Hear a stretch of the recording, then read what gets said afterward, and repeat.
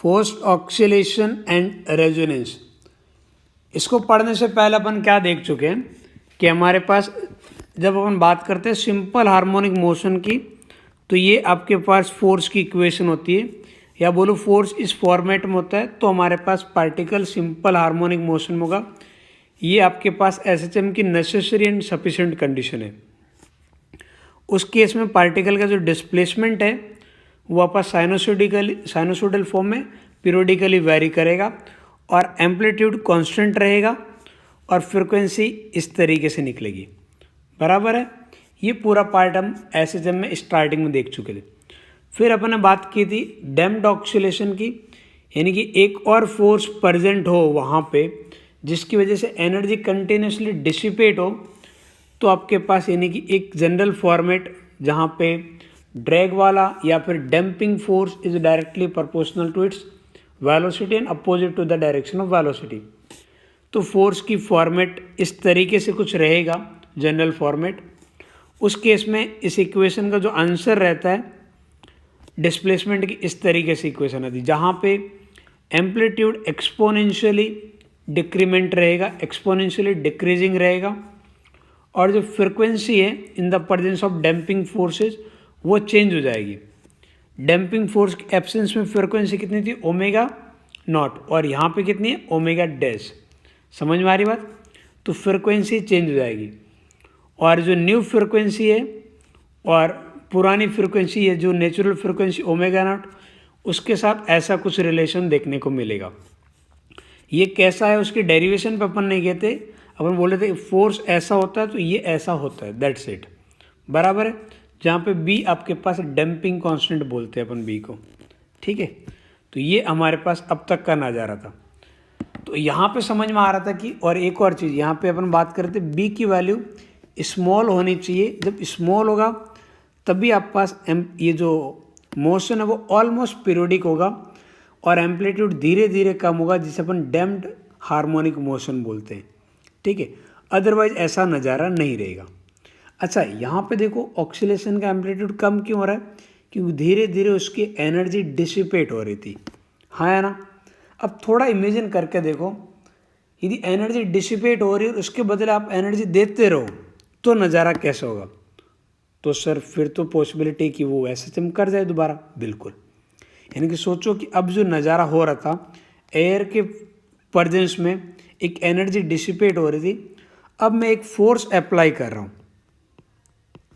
F not या F D लिख देता हूँ, ड्राइविंग फोर्स। मैं एक फोर्स अप्लाई कर रहा हूँ और ये फोर्स मैं पीरियोडिकली वेरी करवा रहा हूँ। ठीक है। इसकी वैल्यू लिख रहा हूँ F naught sine omega T. इस तरीके से मैं एक पीरियोडिक फोर्स अप्लाई कर रहा हूँ। यदि आप एक पीरियोडिक फोर्स अप्लाई करोगे तो in the presence of this periodic force particle का स्टार्टिंग के अंदर जो मोशन है ना वो अजीबोगरीब होगा, कुछ भी बात करना सही नहीं रहेगा। लेकिन थोड़ी देर के बाद में ये फोर्स तो लगे रहते, एक एडिशनल आपने फोर्स लगाया है, एक्सटर्नल फोर्स, और वो फोर्स पीरियोडिक है। तो इस फोर्स की प्रेजेंस में थोड़ी देर के बाद में पार्टिकल पे देखोगे तो एकदम जो रिजल्टेंट फोर्स की इक्वेशन तो आप ऐसे लिखोगे ना, F vector is equal to minus K X vector minus B V vector, और ये वाला एक periodic force F naught sine omega T, इस तरीके से रहेगा। तो इन सारे फोर्स की प्रेजेंस में अब जो पार्टिकल का जो मोशन होगा वो अगेन एसएचएम होगा कुछ टाइम के बाद में। कुछ टाइम के बाद में पार्टिकल का मोशन एसएचएम होगा, और ये जो आपने एक्सटर्नल फोर्स लगाया है इसे आप ड्राइविंग फोर्स ही बोलते हो। यही फोर्स पार्टिकल को वापस एसएचएम पर ड्राइव करेगा, और अब पार्टिकल उतनी फ्रिक्वेंसी के साथ ऑक्सीलेट करेगा जो आपके पास एक्सटर्नल फोर्स की फ्रिक्वेंसी है। ना तो मैंने ओमेगा नॉट बोल रहा हूँ ना ओमेगा डैश, एक नई फ्रिक्वेंसी की बात कर रहा हूँ। और अब जो पार्टिकल का इक्वेशन रहेगी एसएचएम की वो इस तरीके से रहेगी, x इज इक्वल टू, अब कुछ नया एम्पलीट्यूड, मैं इसे एफ ए और छोटा डी लिख देता हूँ, sine omega T and some initial phase. Initial पे सारे एक जैसे नहीं होंगे, इसकी कोई गारंटी नहीं, इसलिए मैंने अलग अलग सिंबल लिख लिए। यानी इस फॉर्मेट में आपके पास रहेगी। यदि आप फोर्स ऐसा लगा रहे हो तो ये जनरल फोर्स की इक्वेशन और ये हमारे पास रिजल्टेंट एसएचएम की इक्वेशन। हाँ, यहाँ पे एक चीज़ इंटरेस्टिंग है, ये जो एम्पलीट्यूड है इसमें ए डी लिख रहा हूँ, in the presence of driving force, ये एम्पलीट्यूड कांस्टेंट रहेगा। और इसकी न्यूमेरिकल वैल्यू कितनी होगी, मैं इसकी डेरिवेशन पे नहीं जा रहा हूँ, डायरेक्ट रिजल्ट लिख रहा हूँ। इसकी न्यूमेरिकल वैल्यू रहेगी F naught divide by M, फिर पूरा आंसर इस तरीके से रहेगा, डिवाइडेड बाई आपके पास ओमेगा स्क्वायर, ये ओमेगा क्या है, ये वाली फ्रिक्वेंसी ले रहा हूँ, ठीक है, माइनस ओमेगा नॉट का स्क्वायर, फिर पूरे का whole square, plus B omega upon M, इस पूरे का होल स्क्वायर। इस तरीके से ये एम्पलीट्यूड रहेगा, बराबर है। और फ्रिक्वेंसी के बारे में बात करने की ज़रूरत नहीं, फ्रिक्वेंसी उतनी ही रहेगी जितनी हमारे पास एक्सटर्नल फोर्स या फिर बोलूँ ड्राइविंग फोर्स की फ्रिक्वेंसी रहेगी। यहाँ पे मैं दोबारा रिपीट कर रहा हूँ, अब तक जो मैंने बोला था कि आपके पास ड्राइविंग फोर्स की प्रेजेंस में थोड़ी देर तक मोशन डिस्टॉर्टेड रहेगा, बट आफ्टर सर्टेन टाइम ये ड्राइविंग फोर्स की फ्रिक्वेंसी के अकॉर्डिंग हमारा पार्टिकल एसएचएम परफॉर्म करने लग जाएगा और वहाँ पे एसएचएम का एम्पलीट्यूड इतना रहेगा, ठीक है। अब जो एसएचएम का एम्पलीट्यूड है फॉर गिवन फोर्स वो हमारे पास वेरिएबल है, वो बेसिकली डिपेंड कर रहा है ओमेगा की वैल्यू पे, कि ओमेगा और ओमेगा नॉट इन सब में क्या रिलेशन, इस बात पर डिपेंड कर रहा है, ठीक है। अब मैं यहाँ पे एक स्टेटमेंट बोल रहा हूँ, ये जो एम्पलीट्यूड आ रहा है ये एम्पलीट्यूड हमारे पास मैक्सिमम हो जाएगा, ये जो एम्पलीट्यूड है ये मैक्सिमम होगा कब, फॉर ओमेगा, ये जो एक्सटर्नल वाली जो फ्रिक्वेंसी है, यदि ये एक्सटर्नल फोर्स की एब्सेंस में जो फ्रिक्वेंसी थी, जिसे आप ओमेगा डैश बोल रहे हो, यानी कि डैम्पिंग फोर्स की प्रेजेंस में जो फ्रिक्वेंसी थी उसके यदि इक्वल हो जाएगी, और डैम्पिंग फोर्स वाली फ्रिक्वेंसी अपन ऑलरेडी लिख चुके हैं, कितनी रहती है वो हमारे पास, वो रहती है हमारे पास नेचुरल फ्रिक्वेंसी का square minus B upon 2m का स्क्वायर। यानी कि यदि ऐसा होगा तो फॉर दिस कंडीशन ओमेगा की वैल्यू यदि ओमेगा डैश के इक्वल आ जाएगी तो हमारा ए डी है ये हमारे पास मैक्सिमम हो जाएगा।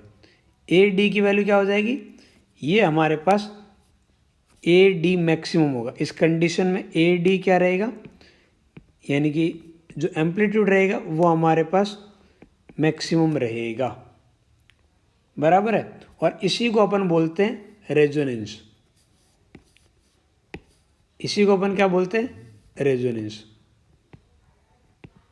रेजोनेंस। वैसे रेजोनेंस एक जनरल टर्म्स है, रेजोनेंस बेसिकली कंडीशन की बात करती है जब अपन एक गिवन इनपुट पे मैक्सिमम आउटपुट आए उसके लिए एक सर्टेन एलिमेंट को चेंज करके अपन बात करते हैं।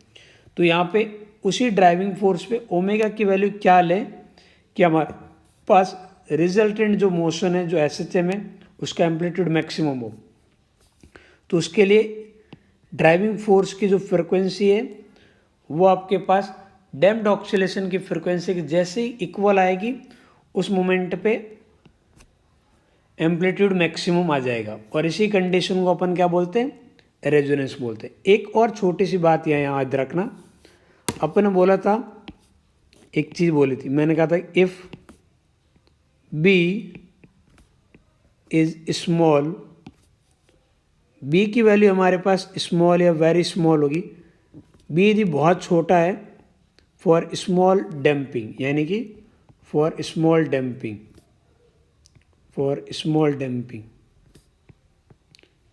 बहुत धीरे धीरे एम्पलीट्यूड कम हो रहा है, उस केस में मैंने बोला था कि ओमेगा डैश की जो वैल्यू है ना वो ऑलमोस्ट ओमेगा नॉट के इक्वल होगी, और रेजोनेंस के केस में क्या हो जाएगी, वो आपके पास ये ओमेगा की इक्वल होगी, यानी कि driving force almost natural frequency के इक्वल, ये नेचुरल फ्रिक्वेंसी है, नेचुरल फ्रिक्वेंसी के इक्वल लगाएंगे एंड वहाँ पे यदि डैम्पिंग बहुत ही कम हो रही है तो उस केस में जो रिजल्टेंट एम्पलीट्यूड रहेगा वो बहुत ज़्यादा रहेगा।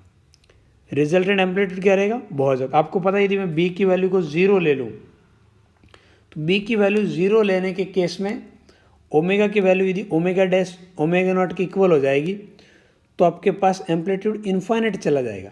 आप इस वैल्यू में पुट करके देखो इस इक्वेशन में, और हमें पता है कि आइडियली बी आपके पास 0 होता नहीं है, इस वजह से ऐसा नज़ारा कभी होता नहीं है, ठीक है। लेकिन बी की वैल्यू जो स्मॉल ली जाए तो ये वैल्यू ए डी बहुत ही लार्ज चली जाएगी, ठीक है। यानी आप कंटिन्यूसली बेसिकली एनर्जी दे रहे हो और एनर्जी डिसिपेशन बहुत ही स्लो रेट से है, उससे ज़्यादा रेट से आप एनर्जी दे रहे हो तो धीरे धीरे एम्पलीट्यूड बढ़ता जाएगा ना, और पार्टिकल जब सेटल होगा तो बहुत ही लार्ज एम्पलीट्यूड के साथ सेटल होगा। ये बोलने की अपन कोशिश कर रहे हैं, ठीक है। एक बस छोटी सी बात और समझा देता हूँ बी के रिगार्डिंग, ठीक है। थ्योरेटिकली कभी कोई क्वेश्चन है तो काम आएगी। अपन एक ग्राफ प्लॉट करते हैं, आप ग्राफ को देखिएगा। ग्राफ किसके बीच में मैं प्लॉट कर रहा हूँ?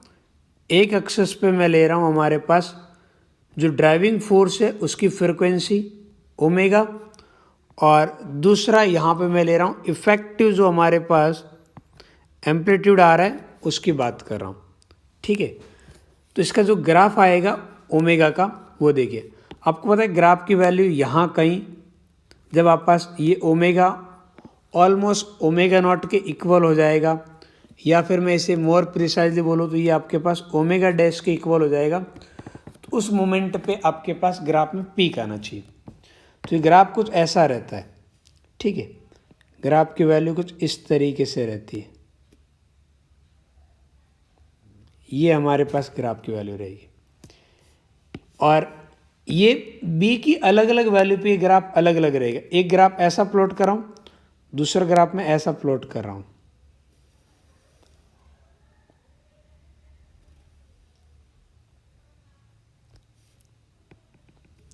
यानी कि दोनों पीक आपके पास उसी वैल्यू पर आ रहे हैं, लेकिन एक मोमेंट पे पीक बहुत ज़्यादा आ रहा है कंपेयर टू दूसरे वाले सिचुएशन के। ये ग्राफ आएगा जब आपके पास स्मॉल डैम्पिंग की बात करूं, यानी कि बी छोटा होगा फॉर स्मॉल डैम्पिंग,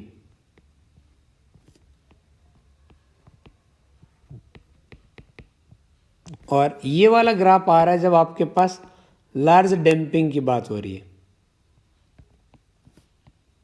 बी की वैल्यू बड़ी होगी तब ये नज़ारा रहेगा, बी की जब बड़ी वैल्यू रहेगी तो ये नज़ारा रहेगा, और स्मॉल वैल्यू के लिए एम्पलीट्यूड बहुत ज़्यादा चला जाएगा। तो इससे आपको हल्का सा आइडिया लग गया होगा मैं क्या बताने की कोशिश कर रहा था, बी का क्या इंपॉर्टेंस रहेगा। ये आपके पास ओमेगा नॉट की जो वैल्यू है वो इस तरीके से रहेगी, सॉरी ये फॉर गिवन ये बेसिकली रेजोनेंस फ्रिक्वेंसी बोल सकते हो जिस पे ये नज़ारा होता है, ठीक है, बराबर है।